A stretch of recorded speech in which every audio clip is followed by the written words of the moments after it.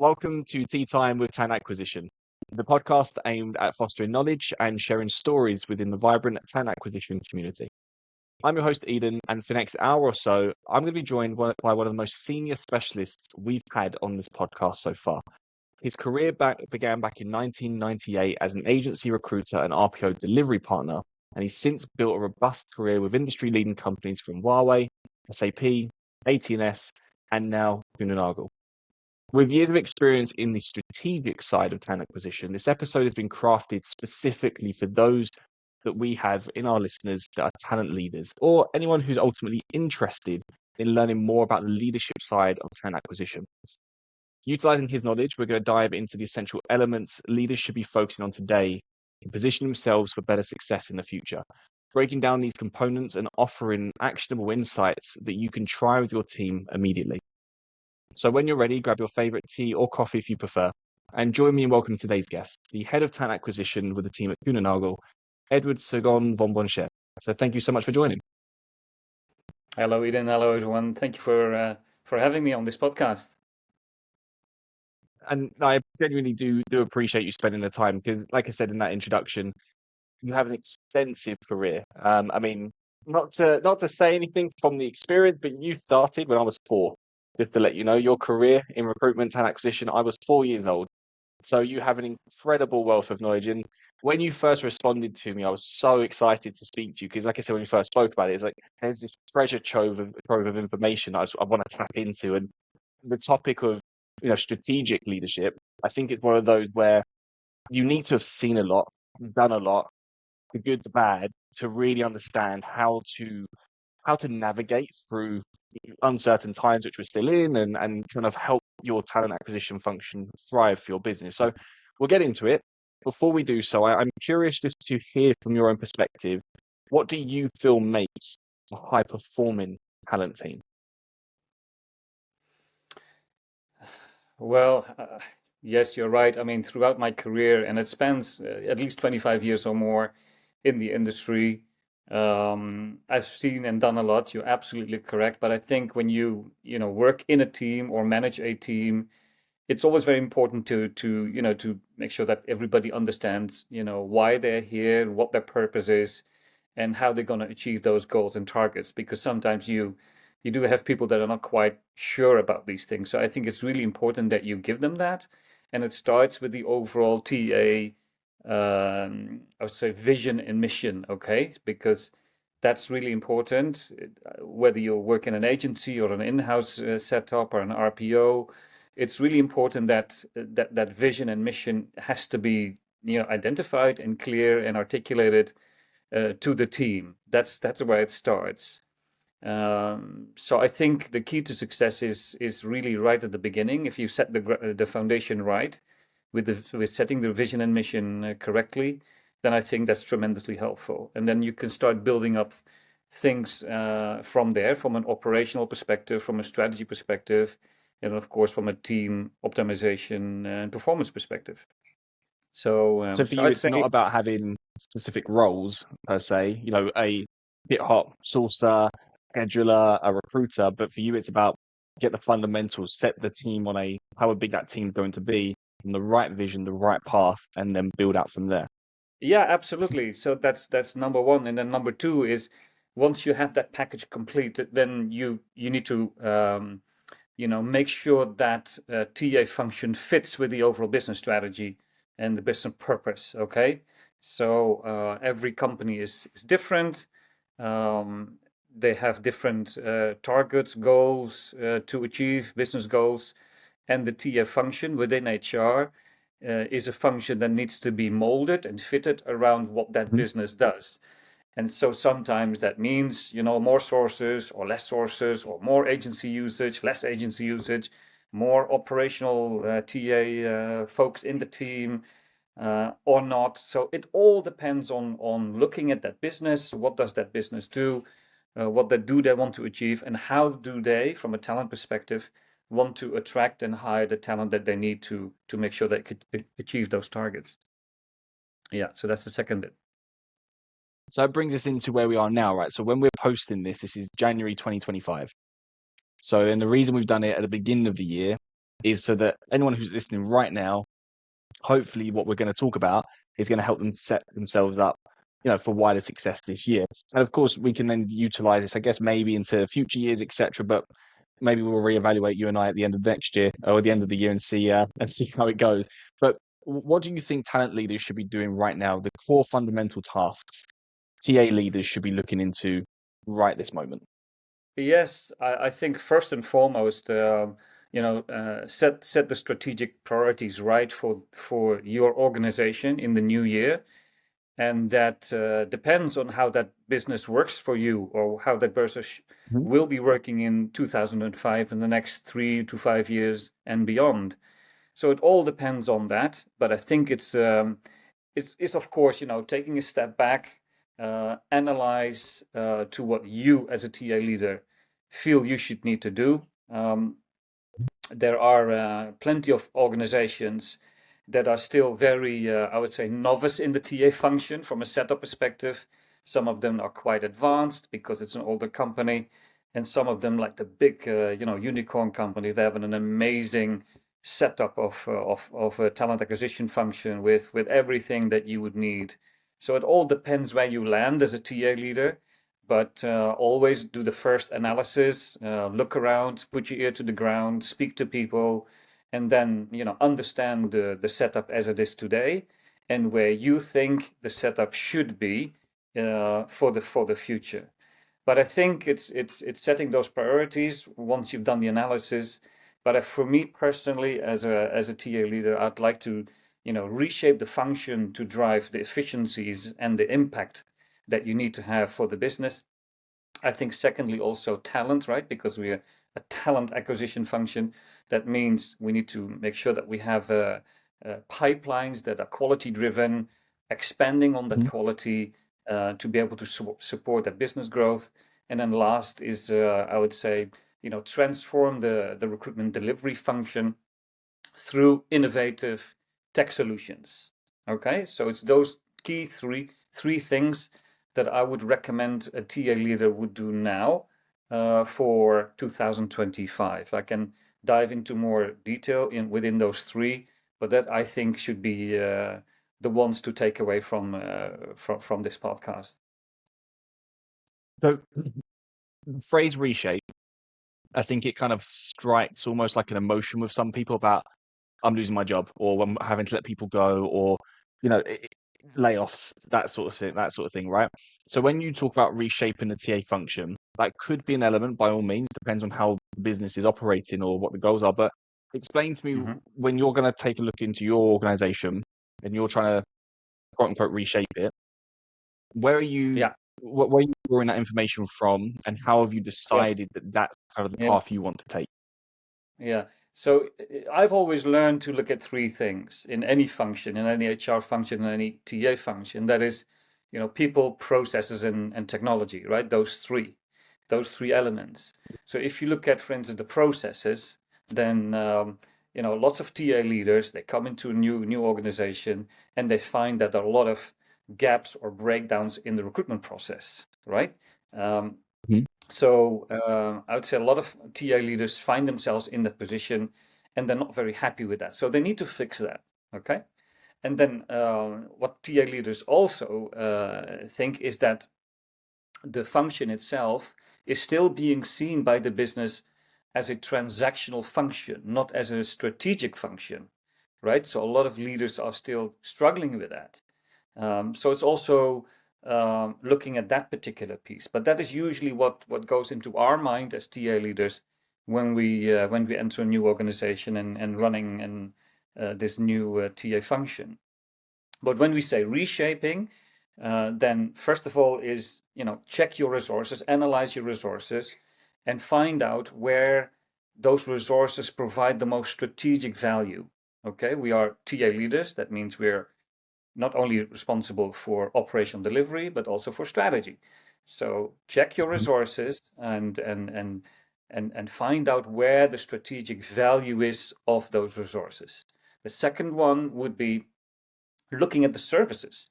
So what services are we actually providing to the business? Okay. And that should only be valuable services. So look at your 5 categories when it comes to hiring. So you've got your core hiring, you've got your specialized hiring, so hiring for specific niche skill sets or positions in the organizations within target groups or locations, but then also strategic hiring, right? Sometimes you need to hire people with specific skill sets for a specific project or time. So that could be very strategic as well. And then, of course, you have the executive level hiring, which talks about, director, C-suite level hiring, and then finally also your graduate hiring, which is your young professionals. So look at your 5 buckets basically as of where most of the hiring takes place, and then question yourself, what type of services do we need to provide as a TA function within those 5 categories. Once you Do have you have an that, example of services? Sorry. yeah, absolutely. So once you have that, you can then question yourself, how much do we need to hire of that within those 5 categories, and then determine again the services that you need to create or provide to that particular volume. Strategic workforce planning, of course, comes around the corner every time, once a year, around August, September, October. Then the new numbers for the new year will be released, and then we as TA leaders will get to work and then find out the priorities and the strategies for the next year. So look at your volume as well, and then determine your service catalog against those volumes.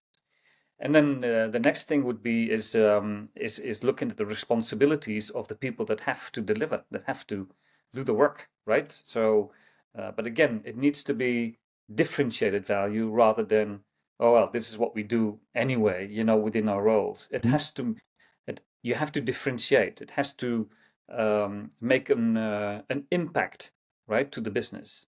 So again, look at your team. Look at every individual into their roles, their responsibilities. What do they do? Is it really valuable? Is it really does it make an impact from a strategy perspective?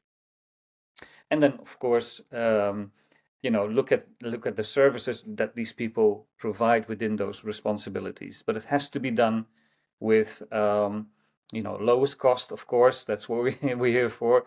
We're not here to spend lots of money. But it has to be, also the responsibilities have to be aligned to the skill set as of what they have been hired for.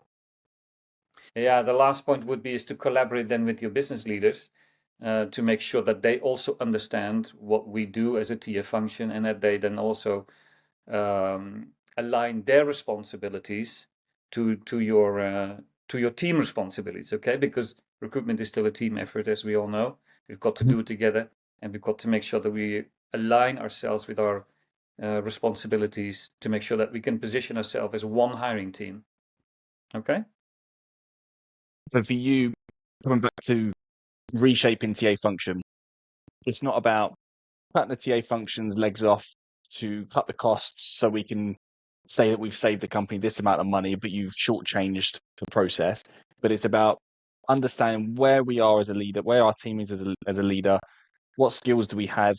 What do we need to hire across the 5 core functions? How do we align to the vision of the business? How do our colleagues in the TA function align to the vision of the TA? And then then the reshaping element is if anything is out of place or it's not well defined or there's not something already set up, your job as a leader is to make sure that we are creating a service or we're creating elements that reinforce that. Right? Yeah, absolutely. You can almost compare it maybe with a vehicle, right? Okay, if we need to drive faster, better, more safer, then as a TA leader, you look at your own TA vehicle and see what needs to be done to make sure that can happen. So again, looking at your resources, looking at the responsibility of the resources, looking at your processes, etc., etc. I mean, TA leaders know exactly how to approach that, but it's all about creating this, vehicle, so to speak, that we need to have to be able to, deliver against those business expectations, right? So it's the principle is very similar. Yeah. So you mentioned also when you're talking about the 3 elements, you've got readjusting or reshaping the talent function, you mentioned pipeline development as well. I'm a big advocate for pipeline development. I think it's a wildly underutilized process. Not just internals, I think externals aren't equally great at it either on mass. But I think it's one of those elements that once you crack, your sourcing function should be so much smoother. But I've got a definition of it. What does pipeline development mean to you? So first of all, Eden, I would say understand the external labor market in which you as a business operate. And of course, understand your internal labor market, right? So there's two things. There are people that are that have talent and have skill sets in the external world, in the labor market. And then, of course, within your own organization, if you are a big enough organization, right? Where you can look at internal mobility, looking at internal skill sets, work with the L&D team to train, retrain people and give them the skills that you would need. So you don't have to hire from external market. But I would say definitely understand the internal and external market. If we talk about the external market, then we know that we are living in a time where labor market and talent shortages are occurring every day. It's going to be harder and harder and harder to find the right talent with the right skill set, right, on time. Everybody's looking for specific skill sets. You will not be the only one. So it's always going to be a big competition when it comes to talent and skill sets. So and in specific industries and specific roles and professional professions, there is a big shortage of that, right? So for instance, IT, we know that specific IT folks with, let's say, data security or now with AI, very, very difficult to find. And then if you have to find these people in markets that are either underdeveloped or emerging and where the talent is very in short supply, then you have to find a strategy to be able to fulfill that gap. So, but the fact is, the skill set that we want or that you want is often very in limited supply. So that's one challenge. And then the other challenge is, and as I'm talking about in a corporate perspective, is companies are less ready or inclined to release more budget, more funding towards branding and sourcing. Okay, so that means TA leaders are having their hands tied to make sure that if we wanted to attract more talent, where EVP messaging, branding, recruitment marketing, all that stuff that you need to help sourcing, better sourcing, then if there's less money available for that, then it's going to be more difficult. Okay, so having said that, with those challenges, I would say, as a TA leader, data, that is absolutely key. Make sure that from a sourcing perspective, that you drive your pipelines as efficiently as possible by looking at your data. So once you know what the target groups are, you then need to understand what that means from an attraction and an hiring perspective, and what that also then means in terms of the activities, and therefore also how much money do I have available for that particular campaign, if that is a campaign, to drive the pipeline. But that is really is number one, is make sure that you have an opportunity to capture your data.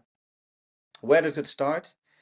Research. You have to go into the market, understand where are these people with their skill sets? Where do they work? How do we connect with them? Create a persona, build a branding campaign against that persona. So really understand the target group, and then also we call it the pull and push factors, to make sure that we know exactly what drives this person to come and work for us, and what is it that we then need to do to make sure that we are attractive enough and we can bring them into our pipelines and eventually hire. So then also look at your sourcing team. If you have a sourcing team, not all companies or TA functions have a sourcing team. That responsibility is with the recruiters. There's not a specific source available, but if you do, then I would say make sure that you really define the role and the responsibilities of the sourcer. Okay, and it's not just giving them a LinkedIn license and do a few searches on LinkedIn, or going into a Stepstone database and find candidates. That it's far more than that. It's related to branding, it's related to marketing, it's related to talent intelligence, it's related to talent strategy. So the sourcing function is goes a lot more deeper in my world than just get a few extra sources to help with pipelining. It's not that's not the approach anymore. It goes a lot more deeper. Okay, and I then mean, they're the eyes yeah, and the ears, right? So they're the ones yeah, who are speaking absolutely. That's directly to where the it market, starts. who come back to you and say, hey, we need to sort something out here. We need to look into this market. This is where the shortages are coming from. They're the ones who are directly saying or helping you to collect real-time data. I use LinkedIn Insights for data usage. It's all right. It's not the best, but it's all right. No, There are some other tools out there as well for sure, but there's nothing better, in my opinion, than hearing it directly from the market and that you're speaking to them day in, day out, yeah, and you're getting actual accounts of what's happening on the ground, not the perception of the data that LinkedIn have captured and have said is true. Because we also yeah, don't know if that data is absolutely accurate either. It could just be made up numbers to us. We yeah. really don't know. No, and I think TA leaders should be, if they're doing it right, having these active sources, as we call them, involved, in the hiring strategy discussion, in the kickoff meeting with the hiring manager. They will need to tell the manager, yes, that's possible, or no, that's not going to be possible. We're not going to be hiring this person within the next 3-4 weeks because my data tells me X, right? So those people are very, very important to build those expanded talent pipelines, because they have to be far more strategic as well. Yes, they need to do the finding and the searching and the engaging, but at the end of the day, you need to understand what the business wants from a talent perspective, but also, is it really realistically fillable, with that what's available Mm. in the market, and that's where the sources come in. Yeah. So I would say, data is number one. Um, and then secondly, what you could also consider, and I know this is going to be a little bit, iffy, really should we? But I think, look at these undervalued but qualified talent that is out there to be able to complement your talent pipeline. We talk about people that are a bit older, the 50 plus people, for instance, that often being seen as skeptical. Oh, right, well, they're too old, or no, they're not. They're highly, experienced. They're still super, super dynamic, right? They have, seen and done a lot more than what the young folks do. So in many occasions, those people that are very, experienced and more seasoned in their craft, they should be, part of your pipeline strategy. Okay, and that's still a bit of an still of a question mark. If you're a bit older, then people see that, oh, he's too old, it doesn't fit within my team, or how many years is he going to be with us, or all those questions. But Yeah. I think for the immediate need, because those people have the skill sets that you're looking for, don't exclude them. And also people with, for instance, no degrees, or degrees that are, they've been, or certificates or whatever. Whereas the job description says, oh, we want to have a degree or an, MBA. But sometimes you bump into people that have amazing experience, but no degrees. Would you exclude them? I don't. But, To be honest, I this, actually never search with degrees unless it is an absolute 100%. And there's only one company, I'll be honest with you, in 11 years I've worked with, one company that will only look at people yeah. with a certain degree, because in the course they teach something that they're building, and that's Hmm. it. Other than that, I don't particularly care. I don't think people should either. But also I think that comes down to confidence as the recruiter, to feel comfortable in their skill set, the market, and the team around them, to say, no, Mr. Hiring Manager or Mrs. Hiring Manager, you're incorrect. Like, it doesn't, like, we don't need that because of X, Y, and Z. Easier said to done with senior people, and people have been around for a few years in the industry. But the juniors of us or the people stepping up into the roles. You've seen it probably firsthand. It's very much they'll just say yes to everything, and that's I guess it starts the relationship completely Yeah. off on the wrong foot. Yeah. And like you said, Eden, it all depends on that hiring manager. And, we could dive into that. It's a completely, big topic and it's on its own to talk about hiring managers. But it's often, what does the business need, right? And then the hiring manager is Yeah. responsible to fulfill that need. Yes, but he is the decision maker in hiring. And he or she also has a personal um, preference in what that new hire should look like. So you have the spec, you have the hiring manager's personal perspective, and then you've got the recruiter with the data that he or she provides to the manager to say yes, that's possible or not. So there's always a look at these three factors. But at the end of the day, we're here to help the business grow and to move forward. So I would say hiring manager preference, I think, should not be first, should not be top priority. Top priority should be business objective, business targets, and how do we fill that with the talent that we can find. And then we as recruiters and managers, or even HR folks that are part of the team, have to then look at those things and say, okay, what is the best solution for that? All right. But also people with, for instance, with career gaps. A lot of managers that I've come across in the past have said, I don't want to hire them. They have they've been traveling for a year or 1.5 year, or, oh, this lady has taken an, career gap because she was expecting kids and she wanted to be a mum. So what? They still have amazing Wild. skills. Yeah, absolutely. And then they say, yeah, but it's, no continuation. And, we want to see people with a continued career history. Yeah, you have to be flexible. You have to take a more pragmatic approach to those situations. Okay, I think every so time I look speak at to those. somebody I was gonna say, every time someone shares with me they're on a career break, and it's a prolonged one, I'll take a look back in their path and say, okay, is this the first time it's happened? And usually that is. And then I take a look and think, okay, how many years of experience did you work without a break of any length and anything longer than 2 weeks? And Ah, usually the people who are doing it like 5, 6, 7 years, you are well entitled to take some time off in your career. Even after a year, you're entitled to take time off. It's your career. And I think yeah, for people to turn their nose up and say for continuity, yeah, I think that's a very outdated way of looking. Um, yeah, but yeah. it is so true. People still do it. That's true. That's true. Many years ago, I had one that I was hiring. So I was spoken to the candidate, and he had a career break of 1.5 year. But he didn't mention what he did in that time. So I asked him, and he didn't want to disclose what he was doing in that 1.5 year. And it was very difficult for me to say, okay, oh, that doesn't matter, or it doesn't matter. But it could also be that that person has done something, maybe in the criminal part where they had to go to jail and they don't want to disclose that they were in jail or whatever. So, there are also sometimes people that have these things, but as long as you're open and honest about it, then we can take a, Yeah. professional look at it. But, I would definitely not exclude people with career breaks, right? Whatever, but depending on what it is, of course. But don't exclude them, even if they have skill sets that are very rare to find. So um, yeah, so The that I last would. point you mentioned was I was gonna say was the technology part.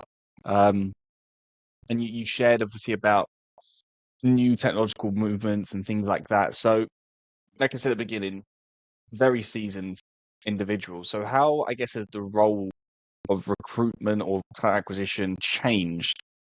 You know, that doesn't got to be throughout your entire career because obviously, it is a lengthy adjustment.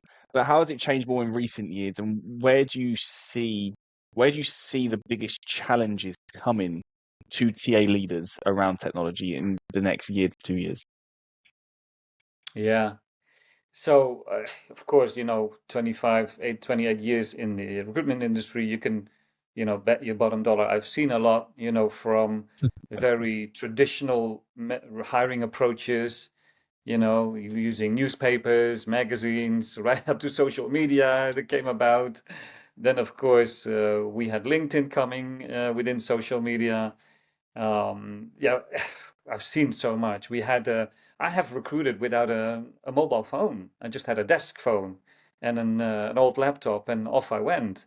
And look where we are now today. I mean, it goes without saying. It was a tremendous last 20 or 30 years where you see the recruitment industry completely changing from a traditional we are the personnel department type of approach to a much more technology driven strategic partnership approach, where we really have to listen to our customers, and we really need to be able to deliver whatever it takes, right, with the tools that we have. But I think for the future, I think that evolution will continue. We're going to be, looking at how people apply, looking at the CVs, for instance. I think CVs will disappear in the future. There's no more CVs. It's all going to be, an online profile with the scoring, and you can see exactly, where a person adds the most value in specific skill sets and so on. So you can all see it with the touch of a button. And then from a technology perspective, look, we've seen it now. AI is really taking the world by storm. Artificial intelligence is here to stay. We're still not quite sure how it's going to pan out for us all, in the world, but particularly for HR and TA. We know that we want to hire with a lot more agility and a lot more, a quicker, faster, cheaper way of, finding people, connecting with people, engaging with people, giving them an amazing experience, all with a touch of a few buttons. And that has an impact on the role of the traditional recruiter, if you will. So I think recruiters will have to adapt to those new situations where transactional recruiters will no longer be required because it's all done by the machines, and therefore we need to be more, talent advisors, more operators, more strategically aligned, and so on and so on. So give that additional value and leave all the transactional bit to the machines to do. So I think that's where it's going to go. It's super exciting, but we're still in a place in a time of transition where we still don't quite understand. Okay, what do we need then? What type of tools do we need? What can we still keep? What do we, can we give to the machines to do, and so on. So it's still a question mark. But I would say the starting point for a team leader should be is to look at your workflows. Okay, what workflows do I have? What workflows should I have? And then question yourself, are these workflows delivering the strategic value that I'm looking for? And how is that supported by the technology?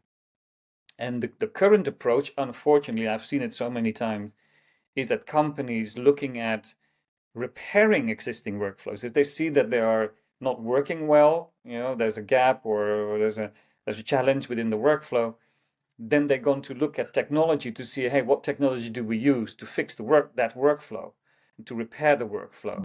And so if they then spend money on that new technology, be it a CRM or whatever technology it is, they then adopt that. But then the technology starts to clash with that workflow, okay, that is not quite there. So it doesn't repair anything. It only creates additional workarounds for TA leaders. And then, that tech that they have acquired it doesn't have any impact, okay, unfortunately.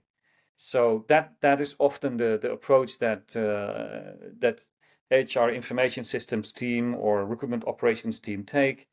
I think that's the wrong approach. I think a better approach is to understand your workflows, so you know what works well, what doesn't work well.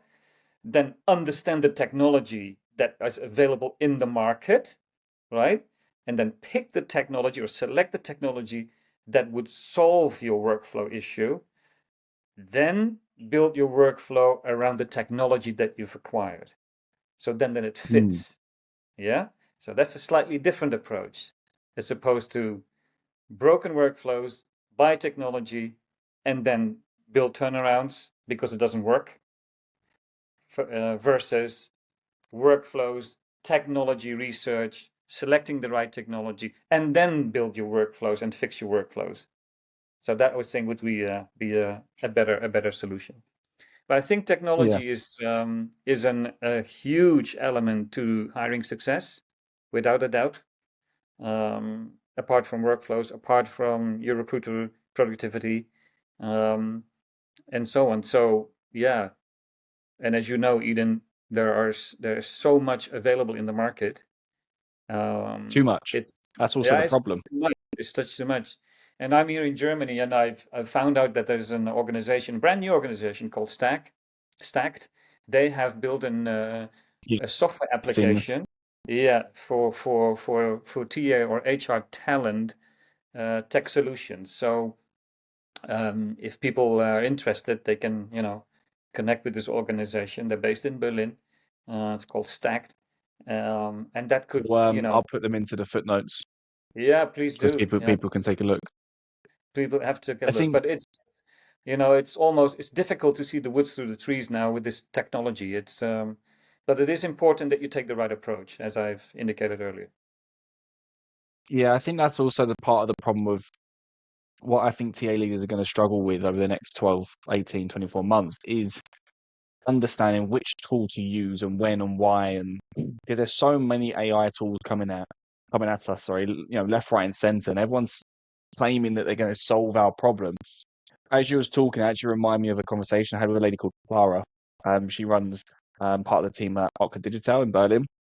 And Hmm. she spoke on the podcast, and she spoke about validity of tooling and understanding before you even go to market, pretty much what you're saying. What's our problem? What's the root problem we're trying to solve? Okay, is it a workflow issue or is it something different? Fine. And then you understand the questions you need to ask a supplier without even demoing it. But what questions can you ask the supplier about that problem? And then you go to market with actual things you're trying to find out instead of just going, okay, we need a note taking tool. And you look at Hmm. 10 different note taking tools. And as you say, you embed one and it clashes with another tool. And then because Yeah. that product also is then building out a note taking tool and you didn't know about it. And then Hmm. you've got two in your system and it just becomes confusing. So it's about really understanding what do we need, what do we want, and then go ask really intelligent questions and get to the root cause. And if they can solve it, then demo. If they can't solve it, push them to one side. Because Yeah. realistically, I find with as well with most B2B sales or SaaS solutions, SaaS sales teams, if you ask them up front, this is really what I want. Ignore everything else. Ignore everything else you're trying to solve. But this is what I'm trying to solve. Can you do that? Hmm. They usually say yes or no, clear as day, because they also don't want to waste their time and promise you the world and it doesn't work out. So I Yeah. think that model you've suggested, that plus Clara's idea of testing validity, I think those two go hand in hand very, very nicely. If somebody Yeah. wanted to try that method out. And it may sound relatively easy, but it's not, because look, it's not just the TA leader. It's all that is Mm, involved in selecting the tech stack or the tools within the tech stack, but it's also people that are not directly part of the TA team. It could be an HR information systems team that looking after technology, processes, and tools, and so on. But also it could be a procurement department, finance, IT, of course, IT. So it's always a combination of people that have a stake and a say in the technology for the organization, including recruitment. So it is not as easy or straightforward as it sounds, but I think that would be a better approach, is to say, look, what technology is available for the things that we do, and then build your workflows around that technology, and then so make sure that it fits. Yeah. I think, Edward, and with that, I do appreciate you taking the time. So if someone wanted to pick the conversation up, they wanted to pick your brain a little bit more on those three topics, where's the best place that they can find you? LinkedIn is always the best place. I'm on LinkedIn every day, and my email is there. They can always shoot me a mail. So LinkedIn is always the best. I'm not good at Facebook and Twitter, and I'm I'm not so much there, but definitely LinkedIn from a professional point of view. Okay, so that's why you can I'll find put it me. on the in the footnotes as well. But thank you so much for sharing the ideas. And like I said, the three breakdowns, if anyone can take anything away, it's really focusing onto those. And then, I mean, it's also about doing it at your own pace and doing it at your own time. But genuinely, it's not something that's going to be done overnight. So it's about picking and choosing what is important to your business. How can you move the needle? How can you continuously change the perception of TA inside your company if you need to, and kind of working through from there. So I really appreciate it, and thank you for being a guest with us. Yeah, you're welcome. And maybe just a few final tips from my side to any other Sure. TA leader. Definitely, never lose your North Star, okay? We are strategic TA leaders. We're here to drive business results by attracting and hiring and acquiring top talent for your business to be able to achieve those business results. So that is the general role that we as TA leaders have. And so never lose that. We are very much in the driver's seat when it comes to that, and that means defining the strategy to win that talent that you need, of course, for sure, strategic, but also looking at your target operating model. Is it fully in-house? Is it maybe a combination, a hybrid combination of in-house and outsourcing? Whatever it is, find out your best fit from a a target operating model perspective. And then, of course, your team, right? Look at your team. They have to be high performers. Productivity has to be high. All that stuff. We need to deliver and we need to be on our toes. But the business is looking at TA. They have high expectations. We all know that. And so partnership is and collaboration with those managers is and remains top priority, regardless where the industry grows, regardless where the tech evolution goes. The managers will always be there.